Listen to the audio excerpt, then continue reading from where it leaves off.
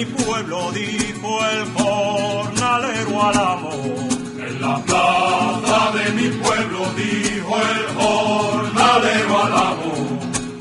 Nuestros hijos nacerán con el puño levantado. Nuestros hijos nacerán con el puño levantado. Esta tierra que no es mía, esta tierra que es del amo. Esta tierra que no es mía, esta tierra que es del amo. La riego con mi sudor, la trabajo con mis manos. La riego con mi sudor, la trabajo con mis manos. Pero dime, compañero, si estas tierras son del amor. Pero dime, compañero, si estas tierras son del amor. Porque nunca lo hemos visto trabajando en el arao. Porque nunca lo hemos visto trabajando en el arao. Con mi arado abro los surcos, con mi arado escribo yo. Con mi arado abro los surcos, con mi arado escribo yo. Páginas sobre la tierra de miseria y de sudor. Páginas sobre la tierra de miseria y de sudor.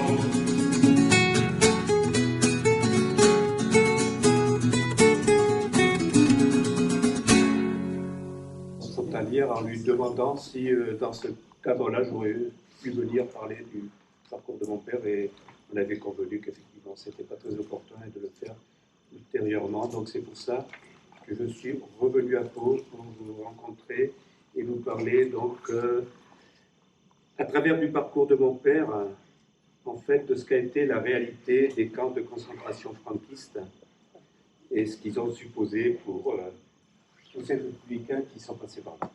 Donc en fait, j'ai intitulé ça donc Albino Garrido San Juan, donc c'est mon père, évadé des camps de concentration franquistes, c'est le combat pour la mémoire démocratique, parce qu'aujourd'hui, disons, ce combat continue. Et en fait, cette photo donc, que vous voyez là a été prise en avril 2006. Donc mon père, qu'on voit ici, avait 87 ans. Donc il est revenu à Castuera. Il est revenu à Castuera à l'occasion des cérémonies, donc depuis une année déjà, et qui continue aujourd'hui dans l'actualité. Donc l'association Amecadec, c'est l'association mémoriale Campo de Concentration de Castuera, met en œuvre pour rappeler ce qui s'est passé là-bas. Donc, mon père était très jeune au début de la guerre, il avait à peine 17 ans.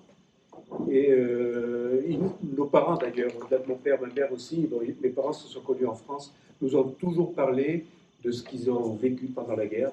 Et donc moi, depuis quelque temps déjà, je demandais à mon père, au-delà de ce qu'il nous disait régulièrement, de laisser une trace écrite. Et donc, un beau jour, c'était même le 16 décembre 2001, il était dans sa 83e année, donc il a rempli ses 2 cahiers d'écolier, que vous voyez là, mais il avait donc une mémoire extraordinaire, et donc à travers les personnages qu'il a connus, les situations qu'il a vécues, les circonstances.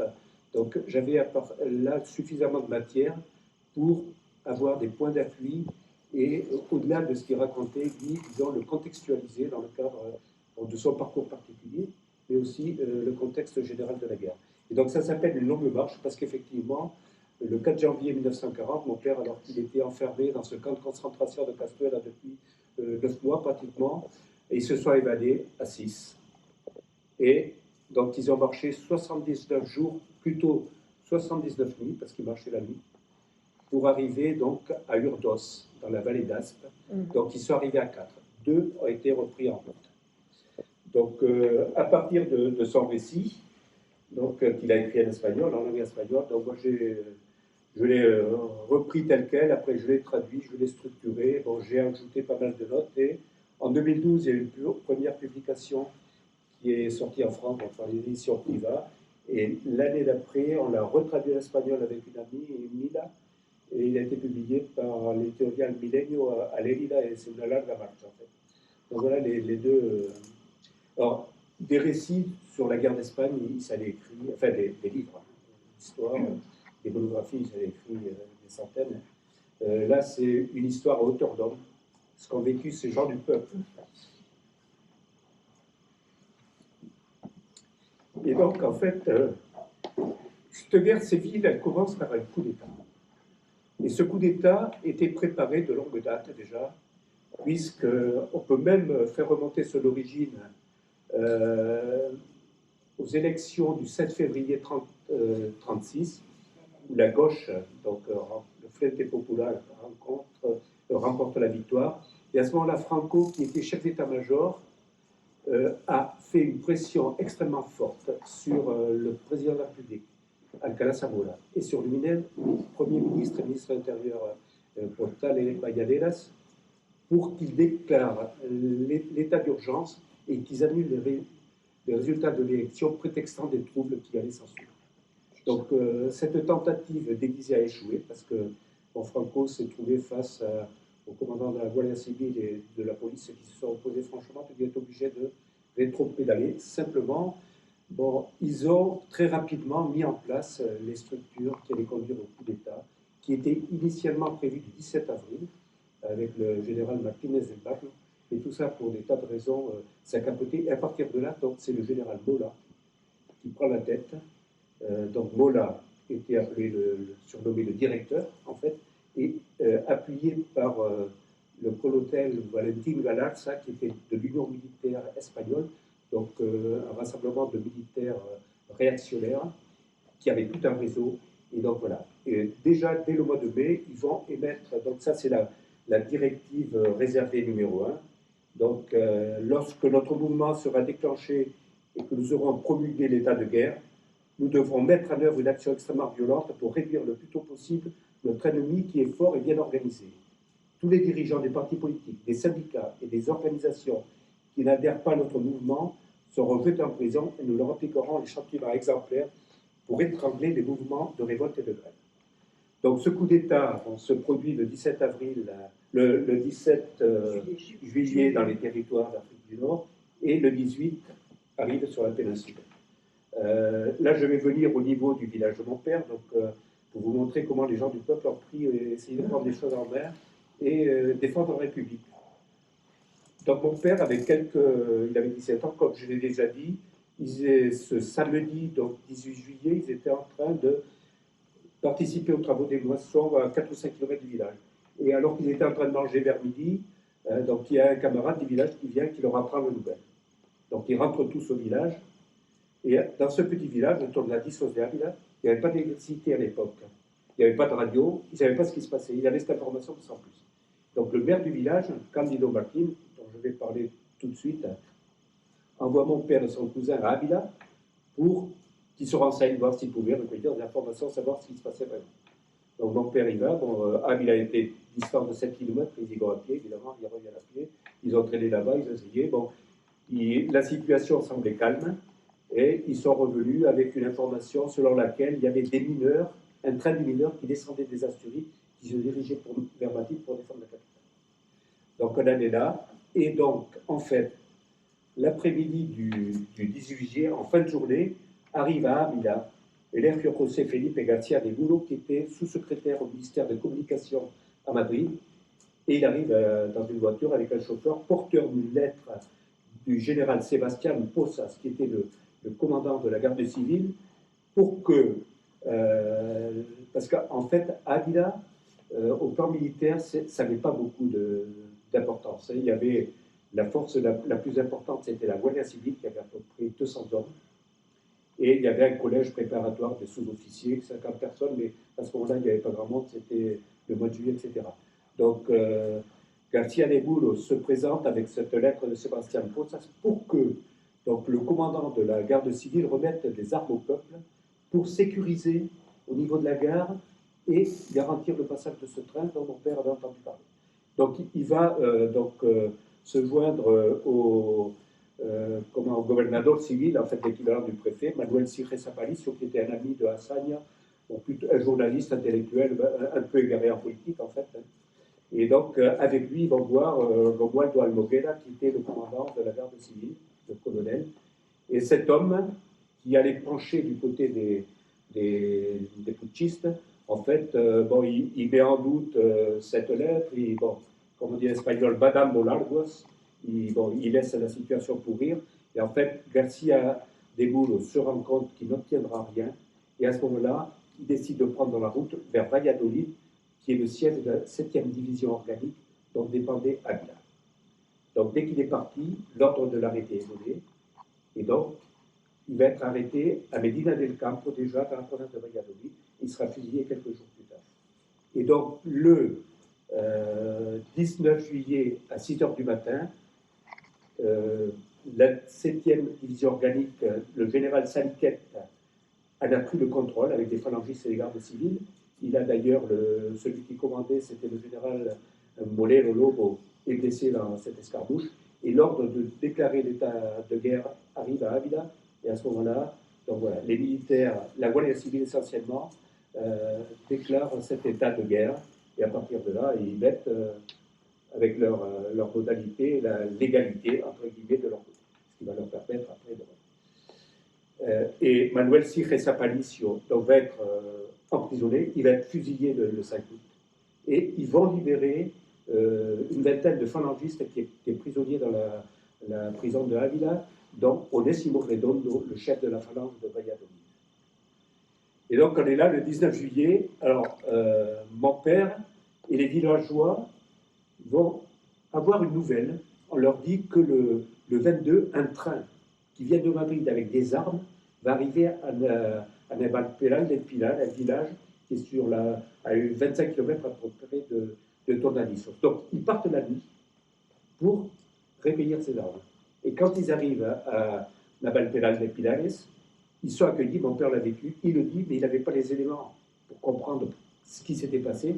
Ils sont accueillis par des rafales de mitrailleuses, et donc ils sont obligés de faire des tours. Et qu'est-ce qui s'était passé? C'est que la veille, donc un régiment de mitrailleuses, une compagnie de mitrailleuses qui arrivait de Plasencia et qui faisait route vers Guadarrama, vers le Alto de los Leones, a fait un crochet donc, par Navalperal del Pilares, et là, elle s'est trouvée face à ces républicains et d'autres pour les déloger, et ceux qui arrivaient, ben, ils étaient obligés de rebrousser chemin. Donc là, dans les jours qui suivent, donc le 19 déjà, Emilio Mola, donc à Radio Bolux, s'est dit « Nous devons par notre action propager l'image de terreur. Tous ceux qui, de façon ouverte ou en secret, sont en faveur du Front populaire doivent être fusillés. » Et le 31 juillet, à Radio Burgos toujours, il dit « Je pourrais, compte tenu des circonstances qui nous sont favorables, ouvrir des négociations avec nos ennemis, mais je ne le veux pas. Je veux le vaincre pour leur imposer ma volonté pour les exterminer. » Et ça, c'est effectivement, si on va dans le sud, à Séville, il y avait le général Queipo de Llano, qui avait des diatribes complètement. Et comment ça va se traduire? Eh bien, ça va se traduire au niveau du village de mon père. Donc, Candido Martín va être assassiné le 4 août.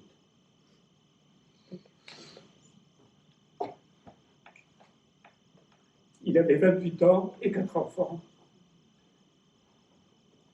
Donc voilà, c'est comme ça. Et qu'est-ce qui va se passer? Donc, parce que la province de Ávila, contrairement à d'autres provinces de Castille, va résister. Le sud de la province va résister assez longtemps. C'est-à-dire que le 22 juillet, le colonel Julio Mangada, un homme profondément républicain qui avait déjà pris sa retraite, qui a repris du service, à la tête d'une colonne motorisée d'à peu près 1000 hommes, va faire route sur Navalperal del Pilares, qui va reprendre à nouveau. Et il va aller jusqu'à Villacastín, qui est un nœud ferroviaire et de communication très important entre les provinces de Ségovie, Ávila, Valladolid.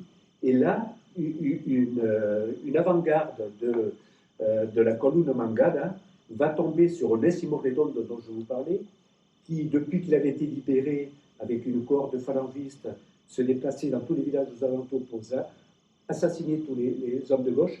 Ils vont tomber dessus par hasard. Les phalangistes, voyant ces gens-là avec des couleurs, ils pensent qu'ils ont affaire avec quelqu'un des leurs, et en fait, grosse erreur. Et là, Onésimo Redondo, le 22 juillet, va être tué à la Barros, dans la province de Ségovie, par des hommes de la Comuna Mandela. Donc en fait, Mangad arrive jusqu'à Villacastín, mais après, bon, il ne savait pas trop quoi faire. En fait, il revient à l'arrière et à Navalpenal d'Epinales. Et là, bon, ça va être une situation plutôt, bon, c'est pas des vrais combats, ça va être des escarmouches qu'il va y avoir, mais à partir de début septembre, la situation va changer radicalement parce qu'il y a, donc arrivant par le sud, remontant de l'Andalousie, Badajoz, tout ça, les troupes de Yahweh et là du colonel Elias Orlando de Tella et la cavalerie de Monasterio qui vient du nord font se rejoindre au Puerto del Escudo, au Puerto, non, je confonds, le Puerto del Escudo, c'est dans la bataille du Nord, bon, ça me reviendra tout à l'heure, donc au Puerto del Pico. C'est là qu'ils font la jonction entre les troupes qui viennent du Nord et celles qui viennent du Sud, à Montbeltrán, Puerto del Pico, et donc ils vont avancer, donc c'est des troupes aguerries, donc les troupes républicaines de la Comuna Mangada qui sont là ne peuvent pas opposer de résistance. Là, on est à la fin septembre, et ils sont obligés de se replier dans la province de Madrid, au Cerro de San Benito, limite de province de Madrid et d'Ávila, où le front va se stabiliser pour eux. Et donc, de la colonne, alors ce qu'il faut voir, c'est que l'armée républicaine a été confrontée, enfin, les colonnes républicaines ont été confrontées à d'énormes difficultés d'organisation, parce qu'ils avaient face à eux donc, des troupes aguerries, qui la plupart venaient donc, du Maroc espagnol hein, à l'époque, avec des troupes des Italiennes, etc. Et donc, ils se sont rendus compte qu'ils ne pouvaient pas continuer comme ça. Et toutes ces colonnes de volontaires ont été réorganisées sur la base de la brigade mixte. Les brigades mixtes, c'était des unités a priori donc, homogènes et indépendantes, ce qui correspondait en gros à 3700 hommes dans une configuration nominale, 3 bataillons, avec, disons, des compagnies de mitrailleuses, un service sanitaire, de transmission, etc. Et donc, mon père de la Columna Mangada va passer dans la 34e brigade mixte, qui est établie en partie sur le Cerro San Benito, qui est commandé par Julio Jiménez Carrasco, un jeune étudiant de sciences de Madrid, donc qui, comme ils avaient de l'éducation, de la formation, qui rapidement a accédé à ces opérations ces fonctions de commandement. Et donc le but aussi dans ces nouvelles unités, c'était d'instaurer, disons, un peu de discipline militaire qui leur manquait gravement. Donc un fait qui a marqué mon père, c'est qu'un jour sa compagnie, mon père était en 3e compagnie, 3e bataillon, sa compagnie donc, était là donc, au garde à vous. Jiménez Carrasco est passé en revue. Il y a une voix qui est sortie de la foule pour demander une permission pour aller à Madrid. Alors Jiménez a demandé à qui avait fait cette demande. Personne ne s'est énoncé, mais il en a pris un, il a fait sortir un raf, il a compté 10, il a fait sortir, etc., pour leur dire, bon, cela il va être puni. Bon, voilà, c'était pour... Bon, le commissaire politique est intervenu pour... Bon, les choses sont rentrées dans l'ordre. Et c'est pour vous dire les difficultés d'organisation auxquelles avait à faire face la République pour structurer ces colonnes de volontaires qui avaient souvent que leur volonté et leur main pour se battre. Et donc, mon père va rester là. Donc là, c'est... Bon, là, je pense que le village qu'on voit au fond, c'est San Javier. Donc ça, c'est... alors, je ne sais pas si c'est le par-éclat de la mort. Mon père parle de ce par-éclat de la mort où il était souvent. Hein, donc, c'est des zones granitiques, donc il se faisait des casemates. Et donc là, notamment, il y a un de ses camarades du village, Jacinto Hernández, qui est mort d'une balle en pleine tête. Et son frère, quelques jours avant, était mort dans un bombardement de l'aviation italienne. Donc c'est pour vous dire que bon, c'était pas une promenade de santé. Donc mon père va rester là à peu près jusqu'à la mi-37, et comme il était très jeune, ça s'est passé dans son unité, ils ont été démobilisés. Donc mon père, démobilisé à ce moment-là, avec une lettre de recommandation du commandant de son unité, va partir donc vers le sud de l'Espagne, vers Murcie, et il va s'engager dans l'aviation. Et il va être affecté à une compagnie, la Segunda Compañía de Massa y Maniobra. C'était une compagnie de logistique attachée aux petits aéroports. Et il va parcourir comme ça tous ces petits aéroports que vous voyez au niveau de la géographie espagnole. Et il arrive après à Los Relónimos où il va suivre une formation. Il en sort avec le grade de sergent. Là, c'est vers la fin, vers l'automne 1938. La bataille de l'Èbre était déjà engagée, oui. Et donc là, il va être nommé à Herrera del Duque dans la 41e division et il va être dans le SIM, Servicio de Investigación Militar, c'était une police militaire un peu, donc il veillait à... Donc voilà. Il se trouve là au moment du coup d'État de Casado, golpe de Casado qui intervient le 5 mars. Donc Casado qui était le colonel Casado, chef de l'armée du centre-sud, qui était encore sous contrôle de la République. C'était une zone géographiquement importante et militairement aussi. Donc a voulu négocier donc, dans le dos de Negrin avec Franco. Et bon, en fait, voilà, donc c'était ce qui a mené d'ailleurs à Madrid à des affrontements très sévères entre les forces, donc la première division de Luis Barceló, donc proche du Parti communiste, et des forces anarchistes qui étaient le 4e corps d'armée de Cipriano Mera notamment. Il y a eu des affrontements à Madrid qui lui était du côté de la junte de Casado. Et donc voilà, mon père se trouve là à ce moment-là. Bon, le commandant militaire de la 41e division et le commissaire politique, ils voient que la situation est perdue, ils essayent de récupérer ce qu'ils peuvent, mais ils vont partir. Et eux, ils sont livrés à eux-mêmes. Et le 28 mars, ils sont obligés de se rendre. Le 28 mars, il n'y avait pas d'autre solution, donc ils vont se rendre. Mon père va faire partie de cette délégation qui va aller à l'encontre des troupes franquistes avec des drapeaux blancs, pas pour négocier, parce que, mais voilà. Et donc, il va assister à l'assassinat. Donc, ils sont reçus par le lieutenant-colonel. Tout ça, mon père l'avait dans sa tête, et moi, j'ai recueilli les éléments d'archives qui le confirment. Adam Etrian, Francisco Adam Etrian, qui, sur le champ, va faire fusiller les 2 officiers, donc un capitaine un médecin militaire, capitaine, et un lieutenant. Il les fait fusiller pour leur faire comprendre en fait ce qui les attend. Voilà. Républicain, oui, qui faisait partie de cette délégation à laquelle appartenait mon père. Et là, voilà, là bon, c'est décrit dans le livre, il va lui aussi avoir un certain nombre d'ennemis duquel il va pouvoir se tirer, mais voilà. Donc, et là, ça va être la direction. Ils vont être, parce qu'ils prennent énormément de prisonniers, donc ils vont être dans un premier temps mis dans un camp où ils étaient à l'air libre, en quelque sorte, et gardés par la troupe, au Pantano de Sijara, près de Castilblanco, et après ils vont être transférés au camp de concentration de Castuera, où là c'était vraiment un camp de concentration qui avait été construit d'ailleurs par le 4e et le 104e bataillon disciplinaire de prisonniers républicains, qui était sous le contrôle de la 21e division franquiste de l'armée du Sud. Et donc c'est un camp avec, donc vous allez voir après, des baraquements, avec une double rangée de barbelés, un fossé à l'intérieur, des nids de mitrailleuses sur la colline en face et des guérites tout à l'extérieur. Donc il est près du cimetière, on verra tout à l'heure pourquoi. Là, il y a la ligne de chemin de fer qui va de Badajoz à Ciudad Real, qui passe là, tout ça.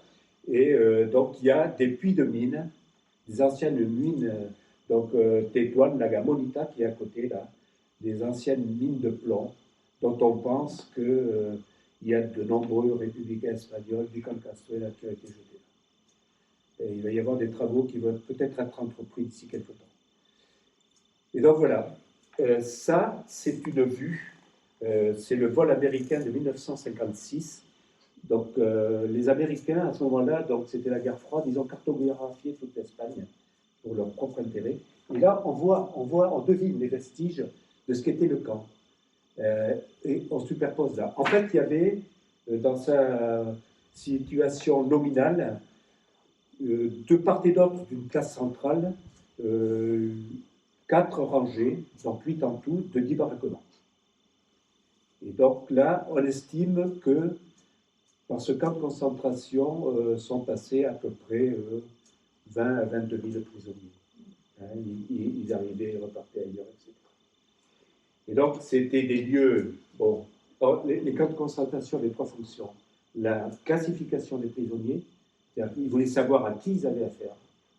La répression, parce qu'à partir de là, donc, ça battait de façon très sévère. Et la rééducation, entre guillemets, suivant les canaux de l'époque. Donc, c'était des violences physiques, psychologiques. Donc là, il y avait la Cruz de los Caídos, ici, là, Cruz de los Caídos, et donc tous les jours, sur la place, il devait chanter Canal Sol en faisant. Donc, voilà. Et je vais vous lire un passage au titre des, disons, de tout ce qu'ils avaient, parce que là, c'est tous les jours le serment du curé qui était là. Hein. Les curés étaient là, le serment, etc. En disant, voilà. Mais au camp d'Albatera, près d'Alicante, où se sont trouvés des milliers de républicains espagnols qui avaient été pris à Alicante par les troupes italiennes, parce qu'ils cherchaient à fuir par les ports encore sous contrôle de la République. Voilà, Ernesto Jiménez Caballero, un intellectuel, un écrivain, donc un des introducteurs du fascisme en Espagne, un phalangiste, il s'adresse en tenue impeccable, avec des bottes un peu style nazi en fait, hein, c'est exactement ça, il s'adresse à ces détenus du camp. Il dit, vous n'êtes pas des hommes, vous êtes une masse informe, vous êtes une horde. Ceux qui vous ont conduit vous ont menti, vous êtes une foule misérable. Nous avons obtenu une victoire totale, sans l'aide de personne. On sait que voilà, les 50 000 légionnaires italiens et la division Condor, etc., et les Portugais, vous êtes à notre merci. À l'instant, si je le veux, je n'ai qu'un ordre à donner. Toutes ces armes automatiques dirigées vers vous ouvriront le feu, pour vous exterminer jusqu'au dernier. Nous n'avons à répondre de nos actes devant personne.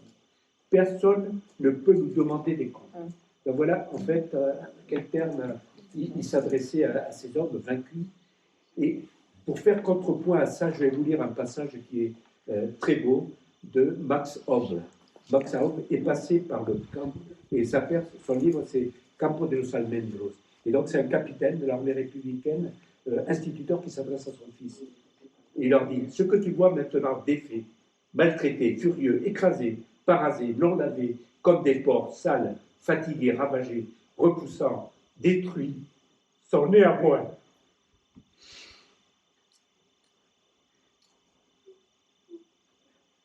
ne l'oublie pas, mon fils.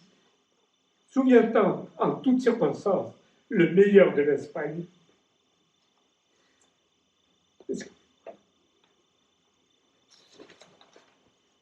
Excuse-moi, les seuls qui en vérité se sont dressés sans rien, avec leurs mains, contre le fascisme, contre les militaires, contre les tout-puissants, pour la justice.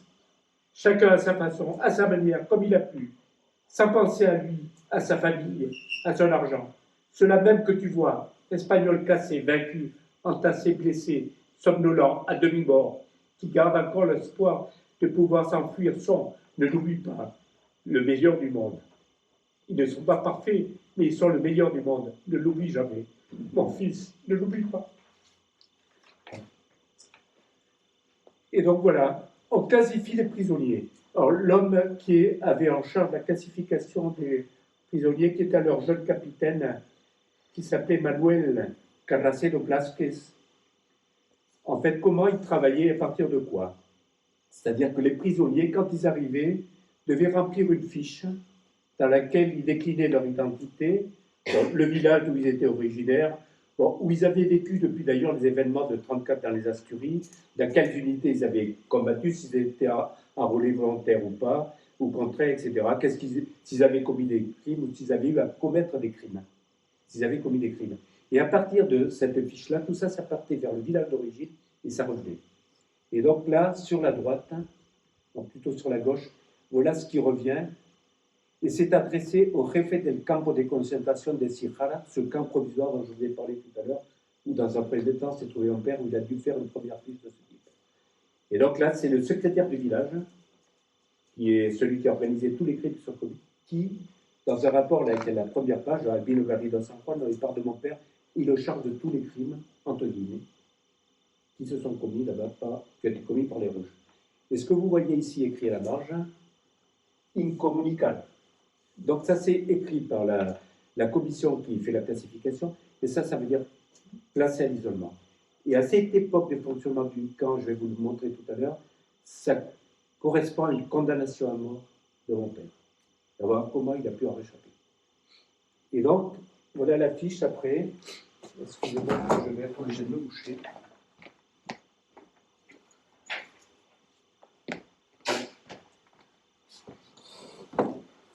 Donc voilà, c'est sa fiche, Al Garrido, écrit de sa main d'ailleurs. Mon père a gardé toujours la même écriture. J'ai découvert ces documents il y a relativement peu. Et donc c'était exactement sa même écriture qu'il a gardée toute sa vie. Et là, ce que vous voyez, écrit en rouge A. C'est-à-dire que les prisonniers, on les classait suivant 4 catégories. A, B, C, D, du plus dangereux à celui qui, à la fin, les D étaient plus ou moins proches du régime et favorables au régime. Donc là, ça confirme incommunicable, et à partir de là, donc, son sort est scellé.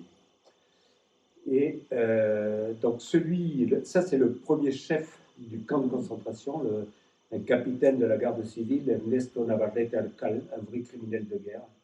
Donc je pourrais vous détailler ses faits d'armes, entre guillemets. Et donc il a été commandant pendant les premières semaines du camp, et là, il y a des centaines de républicains dont vous voyez les visages qui ont disparu à tout jamais.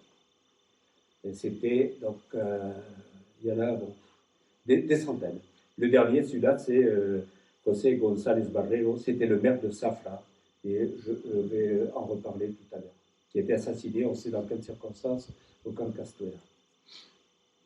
Et pour vous montrer comment, effectivement, cette répression indiscriminée s'est exercée au début, il y a des personnes qui, normalement, et ça, c'est le cas de Antonio Pumarega Núñez, c'est un jeune lieutenant. En fait, il était d'une famille de droite. Et le père, qui était chef de la station de tramway de Cuatro Caminos à Madrid, avait été écarté par la République. On ne sait pas si lui, il s'est engagé comme ça pour faire le pendant aux mesures que frappait son père. Toujours est-il qu'il a été fait prisonnier à la fin de la guerre. Et il s'est retrouvé à Castuera. Et un de ses frères, Manuel, et donc c'est la fille, les éléments que je vais vous montrer, c'est la fille de Manuel qui me les a communiqués. Un de ses frères qui a combattu donc, contre la République avec les troupes phalangistes. À la fin de la guerre, il sait que son frère a disparu à Castuera et il cherche à savoir où. Et donc, il a incarné. Alors, vous voyez, il y a on n'a pas pu déchiffrer parce que c'était une sténo personnalisée, certainement, qu'il a utilisé. Mais il y a des noms qui sortent. José Vázquez Calvillo. Ce monsieur est un médecin. Mon père a connu, il en parle dans son livre. Et celui-là, c'était un informateur des franquistes. Et donc voilà, il parle de ça, médecin, tout ça. Et voilà, il parle d'Ernesto Navarrete, de la Guardia Civile, le chef du camp.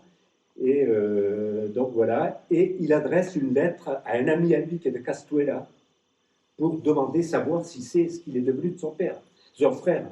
Et en bas, dans sa lettre, il dit « De plus, je te rappelle les informations suivantes au sujet de mon frère Antonio. Il faisait partie de l'expédition qui quitta le camp à bord de camion le 26 mai dernier au matin. Il y en avait 70 à 80 individus, il y avait 60. Lui se trouvait dans la barre 77 depuis 9 mai de cette année. Et donc là, ces 70 à 80 individus disparaissent, et il y en a eu des centaines. Et là, c'est une preuve en fait tangible que voilà, ce n'est pas des inventions. Une autre façon donc de punir et de rendre leur quotidien plus difficile à ces prisonniers, c'est ce que les prisonniers eux-mêmes, par dérision, appelaient le tourisme pénitentiaire.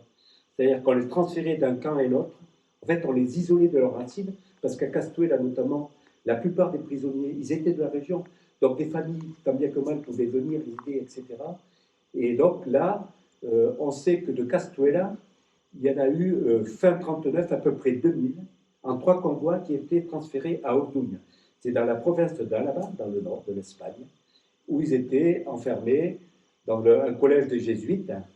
Et donc là, il y a eu des fouilles de fait, et on a trouvé, pu identifier 121 victimes qui venaient de Castuera. Donc là, c'est des fouilles qui ont été faites. Et donc là, je vais vous montrer donc, des extraits d'un documentaire qui s'appelle Después de la bataille, de Irene Cardona, qui parle de la répression qui s'est exercée donc, à l'Estrémadure. Et celui que vous voyez là, c'était le jeune capitaine de tout à l'heure. Alors cet homme est mort, général et centenaire. Et vous allez voir ce qu'il dit. Sí, yo lo monté en aquel campo de concentración porque había que recoger toda la cantidad de prisioneros que se habían hecho. Donc c'est lui le chef d'intelligence militaire qui a eu qui classifiait les prisonniers. El sistema que se llevó era, todos los españoles, se les preguntaba a sus pueblos, a la Guardia Civil. Nos daban los informes. Casi todos eran informes, se les mandaba para allá. Y por ese procedimiento, pues los 2000 que había en el campo de concentración quedaron reducidos a 200 o 250. Santión allí no se puso ninguna. Además, se les daba de comer, que tenían bastante hambre. Y el comandante del campo era Navarrete. Era más falangista que los falangistas. Un comandante de la Guardia Civil. El jefe de campo Navarrete pues, fue el que introdujo... Ça, c'est Antonio López, c'est l'historien du camp de Castuera, c'est celui qui parte de lo que era la represión más fuerte en el campo de Castuera. Su nombramiento por las autoridades militares franquistas da a entender la clara función que querían que desempeñara el campo de concentración de Castuera en lo que es el final de la guerra. La visión de Navarrete en aquel momento y en aquella época fue única y exclusivamente vigilar el que nadie se escapara. Que hubiera cadáveres por algunas minas de hubiera allí, pues no me extraña, porque en aquella época pues aparecían muertos por todas partes, pero no creo yo que fuesen del campo de concentración, más bien podían ser cogidos fuera, porque había una medio táctica, no escrita, pero sí consuetudinaria, que era eliminar a los extranjeros. O sea, el prisionero que se cogía extranjero, ese desaparecía. Donc on est frappé par le cynisme de cet homme, hein, donc centenaire comme je l'ai dit, et en fait les mensonges, parce qu'il dit qu'à la fin il y avait 200-250. Ça c'est un document qui est extrait du dossier instruit par les autorités franquistes pour enquêter sur l'évasion de mon père. Et là ils disent, voilà, il y avait à ce moment-là plus 4000 y pico, ils ont mis piscio, 4000 y pico, plus de 4000 prisonniers. Et il n'y avait que 65 barracons. Et pour revenir sur le fait qu'en plus ils leur donnaient à manger, qu'ils avaient très faim, je vais vous faire écouter une partie du témoignage que mon père a fait en Antonio. Dice que vino de la República Argentina. Su mujer le llevaba un poco de harina, y yo no sé cómo se arreglaba. 4 o 5 cucharadas de harina en un poco de agua, lo calentaba y se lo comía. Y a mí me dejaba rebañar un poco, porque se lava.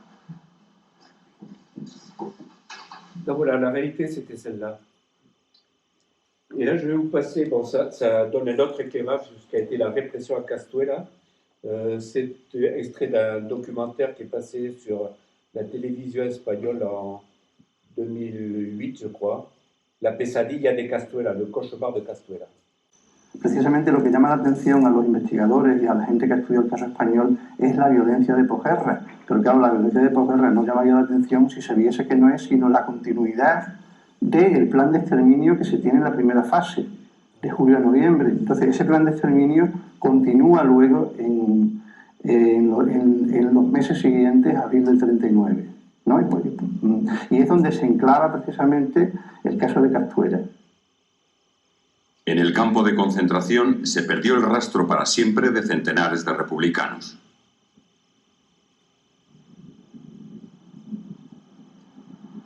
Abundio Durán formó parte de la guarnición militar que vigilaba el campo. Recuerda claramente cómo funcionaba la maquinaria de exterminio a cargo de miembros de Falange. Sacaban lo que le parecía y los montaban en sus camiones y se lo llevaban. ¿Y en realidad qué pasaba con estos? Pues que se las fusilarían, o allí no volvían. Llegaban con una lista a la barraca, fulano, fulano, fulano, fulano, los falangistas se los llevaban y habían desaparecido. No volvieron. Y eso ha durado meses y meses. Y se trajeron de mi pueblo, bueno, para matarlo. ¿De qué pueblo es usted? De Puebla del Pocero. ¿Y qué pasó con estas personas de Puebla del Pocero? Esas personas, porque las mataron. ¿Dónde? Hasta donde estaban las trincheras, allí en un campo. ¿Y han aparecido los cadáveres? No, nadie ha aparecido nada. La misma historia se repitió con al menos 27 presos de Cabeza del Buey, a 30 kilómetros de Castuera. Un día sacaron 27 de allí y se perdieron, y que los llevaban a la cárcel, a trasladarlo. Pero no aparecieron más, ni por el pueblo ni por ningún sitio. Nada más que ya sabe dónde iban. Esa casa grande que hay en la acera de enfrente, allá abajo, esa casa grande, ahí estaba Falange. Y en el sótano ese cayeron varios. Y luego los sacaban en un carro y los llevaban hasta a las aguzaderas, allí en el puerto de la Venta, en las aguzaderas que había trincheras de la guerra, allí llevaron varios. Hasta los restos hemos visto después. Entre los muchos cuerpos que se tragó la tierra tras su paso por el campo de concentración está el de Antonio Murillo, miembro del Partido Comunista y vecino de Castuera. Pues en un correo por la noche volvió a casa y le dijo a mi mamá que venía sin miedo ninguno, puesto que él no había hecho nada malo, que él venía a su pueblo como normalmente, a su vida y a su oficio y a su cosa. Entonces le dijo mi madre, ¿por qué has venido? Han matado a mucha gente y te van a matar a ti también. Lo sacaron una mañana, ya lo conté, que lo sacaron a las 8 de la mañana. Lo llevaron por la calle principal con unas mantas, iban así las mantas envueltas, aquí envueltas con una cantimplora y un plato de aluminio, como si fueran militares. Así iban todos los que iban a matarlos. Pasaron 2 camiones enteros del campo de concentración. Y claro, la gente pues se fue a ver pasar, porque ay, que están pasando los presos del campo y tal. Sí. Pasaron y ya no volvimos a saber más de mi papá. 5 miembros de la familia Sayavera, también vecinos de Castuera, estuvieron presos en el campo de concentración. Nunca más se supo de ellos. El padre de Carolina y Manuela no podía imaginar su negra suerte cuando escribió esta carta estando preso en el campo de concentración.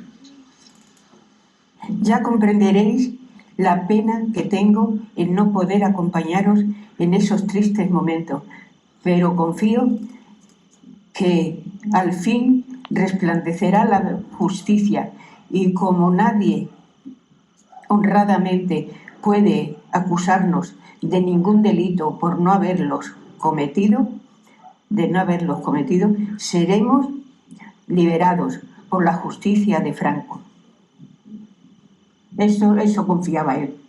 Él se fueron a Castuera, como Franco decía, que el que no tuviera sus manos manchadas en sangre, que podía presentarse, pues igual me sale una pena de algunos meses o algo, ¿no?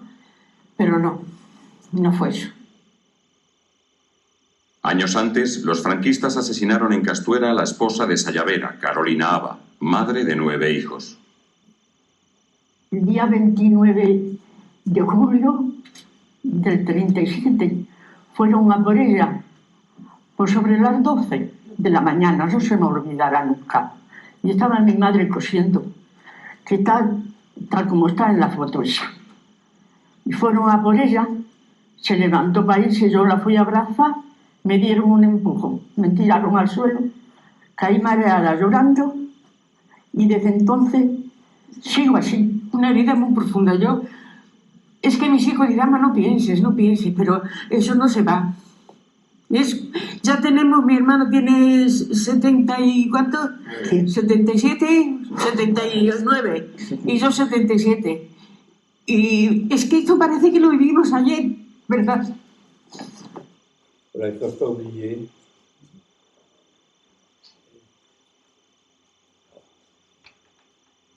C'est vraiment pénible. Et donc là, c'est le témoignage de mon père. Quand je vous dis, il est classifié A, et on le met dans la baraque 80, et là, on le condamne à mort, en fait. Et lui, il va dire que ça s'est passé. Y ahí volvemos, pues, a lo más dramático, esa noche del 7 de julio, que nos apartan, no sé, 40 o 45, clavan puertas y ventanas. ¿En el barracón 80? No, el barracón aparte ya, pero cerca de la salida del campo, donde todo estaba previsto. Oímos ruidos de camiones y seguro que eran los camiones que venían a buscarlo. Lo que pasa es que nosotros eso no lo sabíamos, era angustioso eso. Lo que pasa es que esa noche o el día antes, don Antonio Valverde toma posesión de la dirección del campo y se ve que se opuso y dijo no, esta expedición no sale, y por eso estamos aquí. Por eso don Antonio Valverde invita a olvidar ese punto. Donc effectivement, c'est le nouveau commandant du camp qui s'est opposé à cette expédition qui devait les conduire à la mort. Et donc, l'autre aspect, la rééducation. Alors, la rééducation, là, vous avez une photo qui parle d'elle-même. Celui que vous voyez ici, c'est le général Máximo Cuervo Radigales, qui était un général, donc commandant de l'inspection des camps et des prisons et des camps de prisonniers. Donc, ça, c'est le père jésuite Agustín Pérez del Pulgar, le théoricien, en fait, du système concentrationnaire. Donc Franco et le Christ. Et donc voilà, pour Franco, ben, les prisonniers, c'est des éléments nuisibles, pervertis, politiquement et moralement contaminés. Cuervo Radigales avait une devise, c'est discipline de caserne, sérieux de banque, charité de couvent. Et quant à Agustín Pérez del Pulgar, il faut procéder à un nécessaire changement de la psychologie du comportement moral et social des internés. Donc en fait, tout ce système de récupération, donc, pour ceux qui n'avaient pas été éliminés, de leur force de travail en fait. Et il y avait un hebdomadaire qui s'appelait Rédemption, qui était distribué aux prisonniers, qui était une feuille de propagande, des actes de foi de patriotisme dans la prison d'Espagne, donc les remises de peine du caudillo, des communions pasquales, des harangues patriotiques, voilà. Le discours du chef national des prisons, les paroles qu'aujourd'hui je vous dirige prétendent élever votre conscience et votre cœur vers le bien. Vous allez travailler pour l'Espagne, vous allez travailler pour vos femmes et vos enfants, vous allez travailler pour raccourcir les jours de condamnation. Méditez sur la générosité et la magnanimité du cœur de notre caudillo. Donc voilà, de la pure propagande, et donc voilà, de la communion. Et je vais vous dire, alors ces photos sont d'un camp de prisonniers de Osma de Burgos, et je vais vous lire ce qu'avait envoyé le chef de ce camp de prisonniers par rapport à Franco. Il dit « Un spectacle superbe, une image imposante d'une majesté et d'une grandeur que l'on ne peut voir que dans l'Espagne du caudillo, celle de 3082 prisonniers à genoux, les mains croisées, et 10 prêtres qui leur distribuent l'hostie. » Donc voilà, c'était la rééducation. Et donc là, je vais, alors, rapidement, je ne sais pas combien de temps je peux encore parler sans vous accabler. Vous parlez de la fuite de mon père, en fait. Donc ça, tous ces documents officiels donc, qui viennent du dossier qu'on a trouvé en 2008, l'archive générale d'administration d'Alcadenales, où on retrouve là tous les noms des camarades de mon père et de mon père, tels que lui l'avait décrit des années avant. Et donc, ben voilà la fuite. Ils vont partir de Castuela et ils savent qu'ils ils veulent aller en France. Hein. Ils veulent aller en France et pas retourner au Portugal comme certains le faisaient. Et donc, ils vont marcher de lui en se guidant avec l'étoile polaire. Et ils ont un petit livre de géographie que mon père avait récupéré auprès d'un officier qui était comme lui de la province de Ávila. Donc ça, j'ai fait une vidéo où on voit, bon, alterne l'étoile polaire avec le trajet de la fuite qui, voilà, mon ordinateur pédale encore dans la semoule là.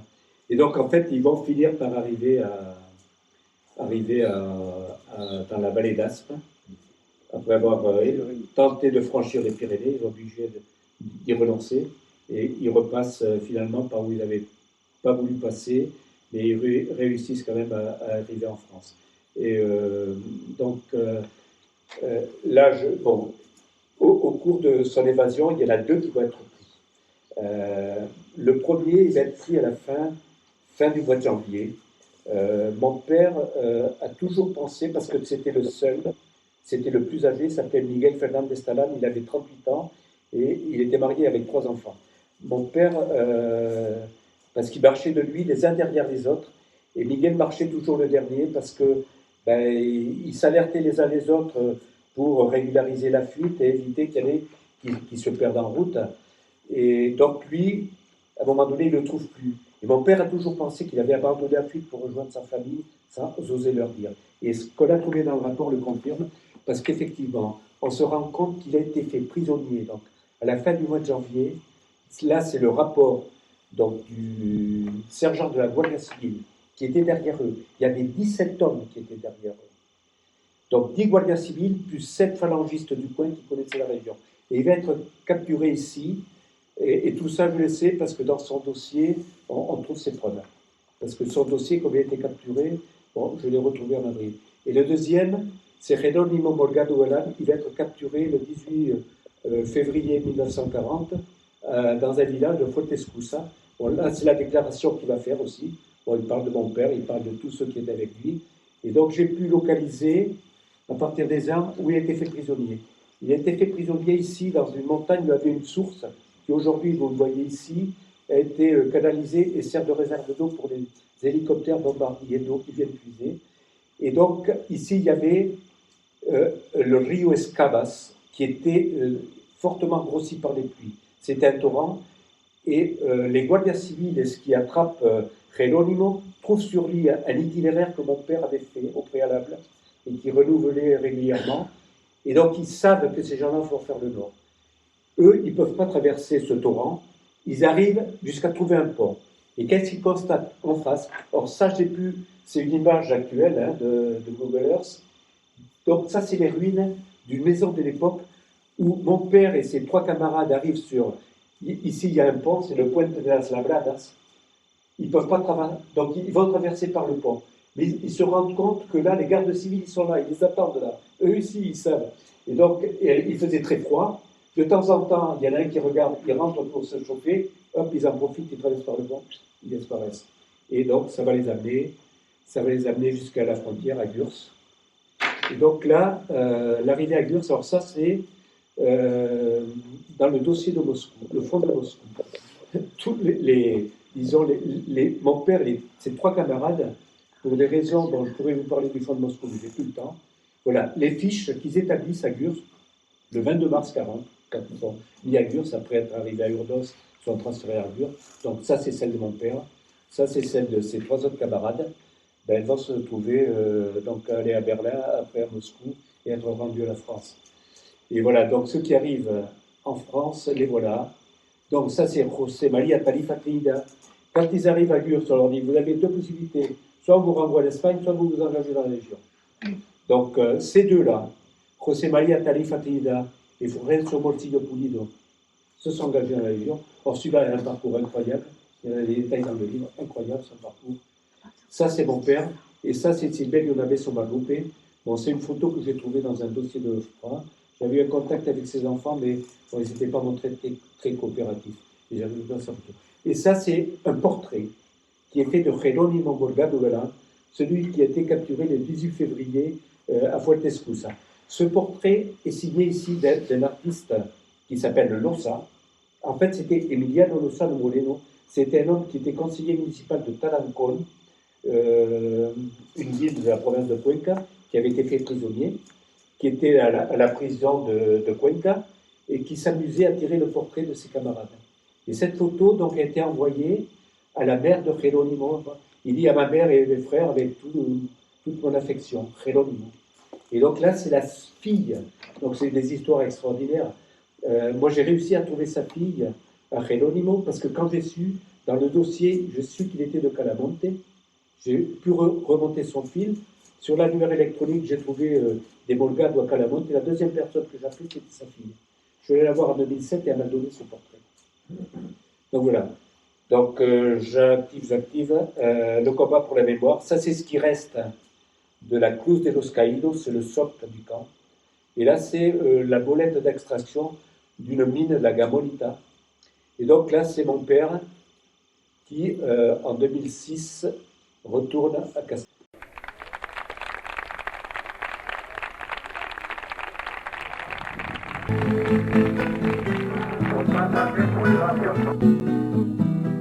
Cuando canta el gallo negro es que ya se acaba el día. Si cantara el gallo rojo, otro gallo cantaría.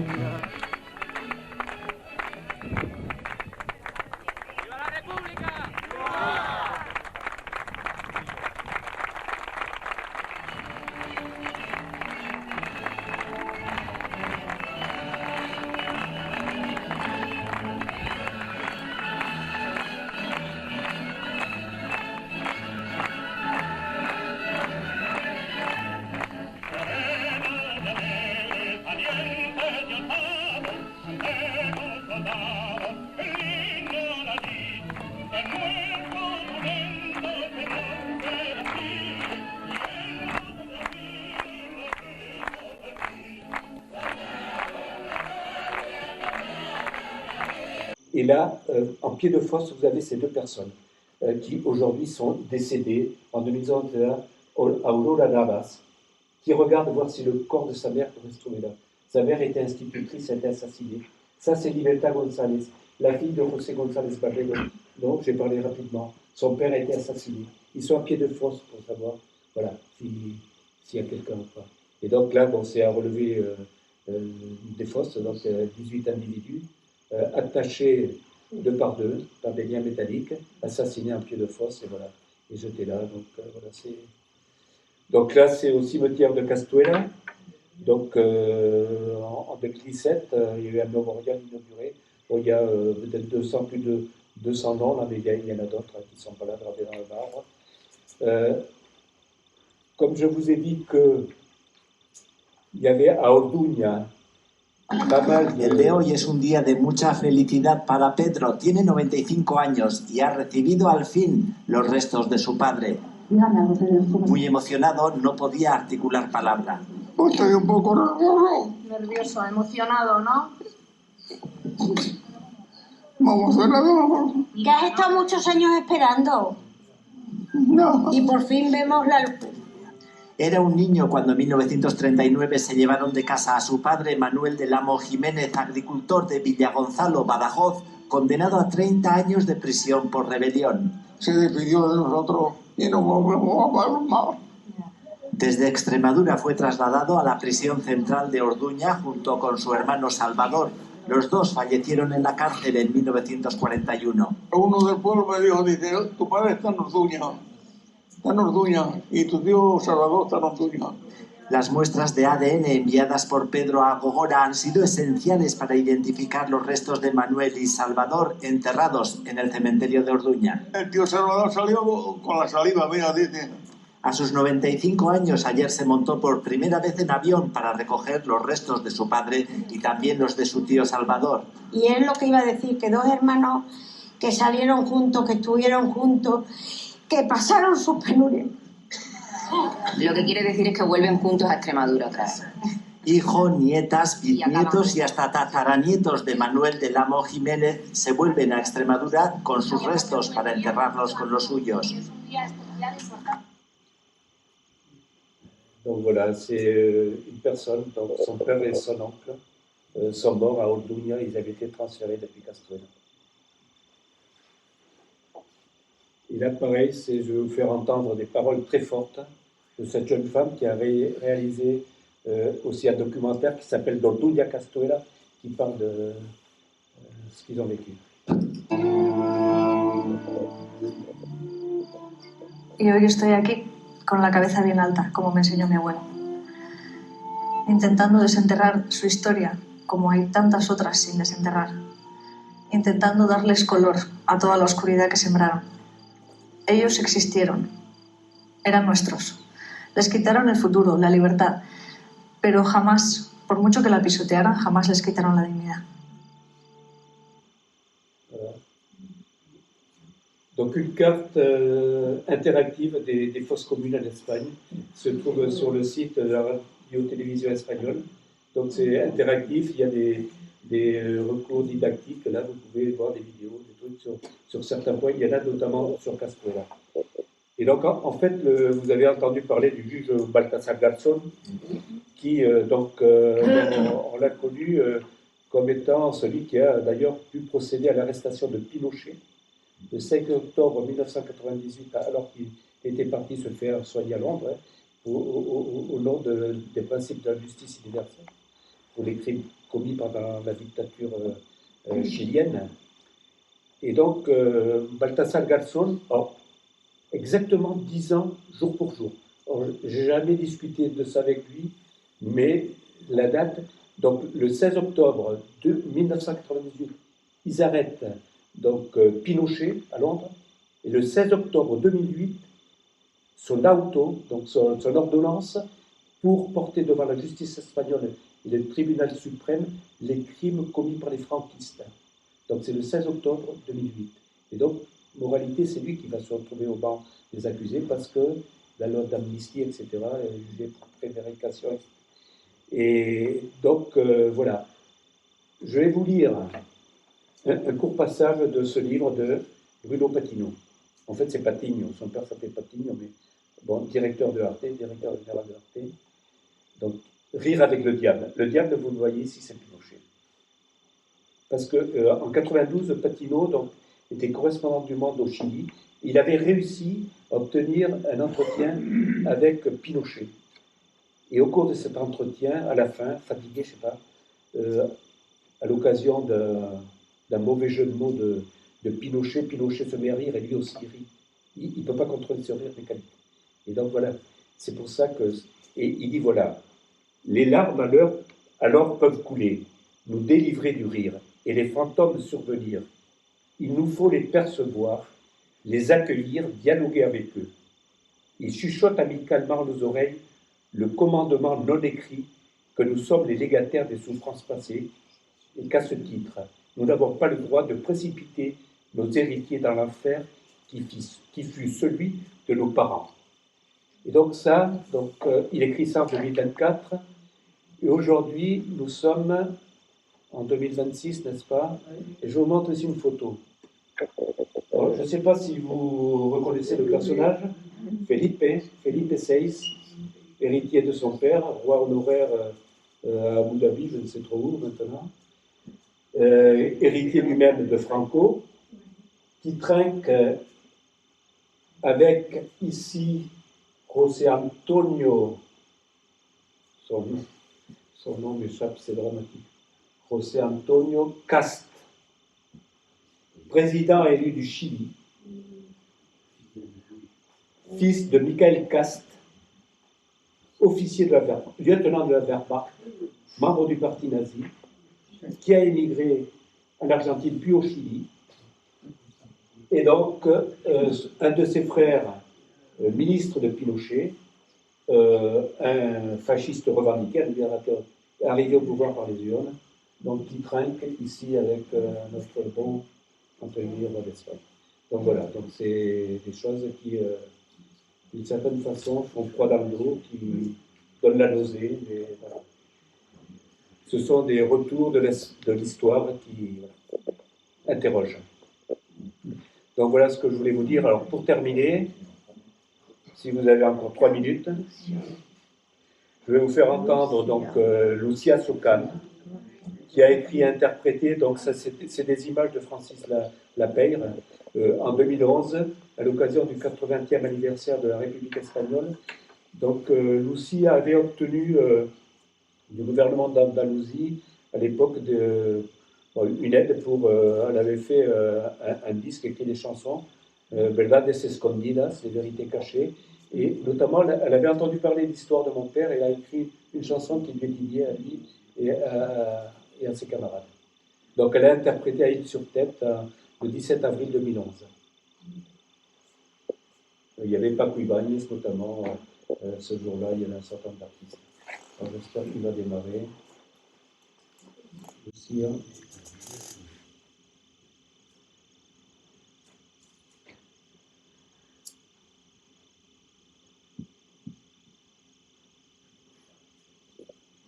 passer.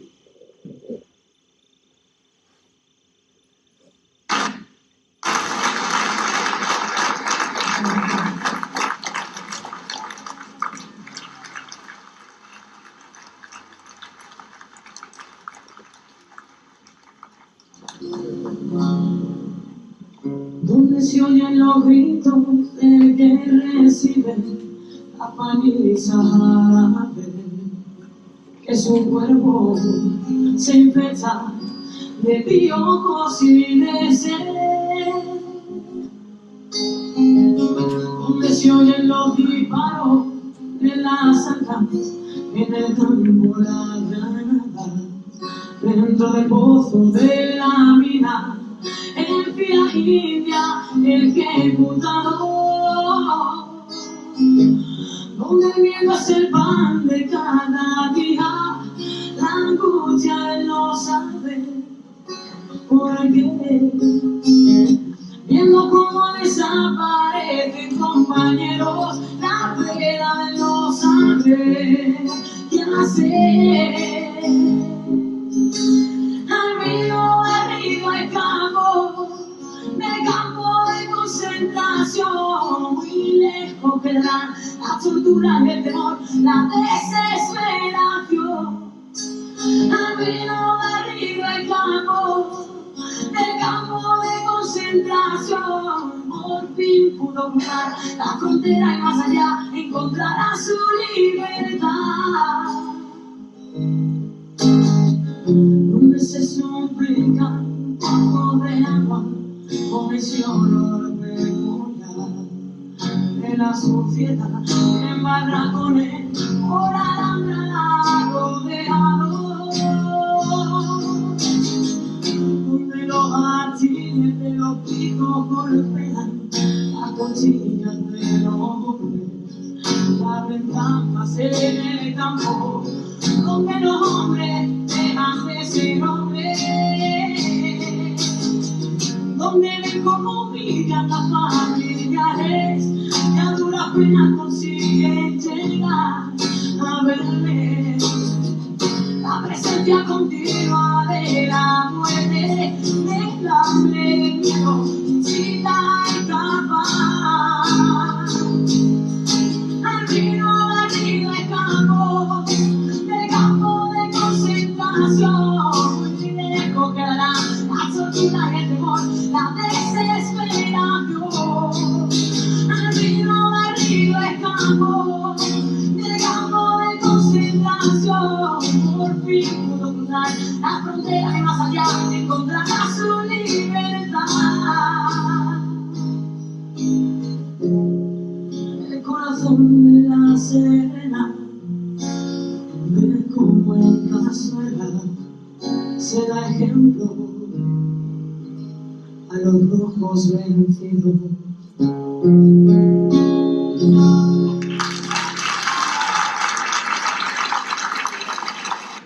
Voilà, c'est fini. Mais merci beaucoup, merci.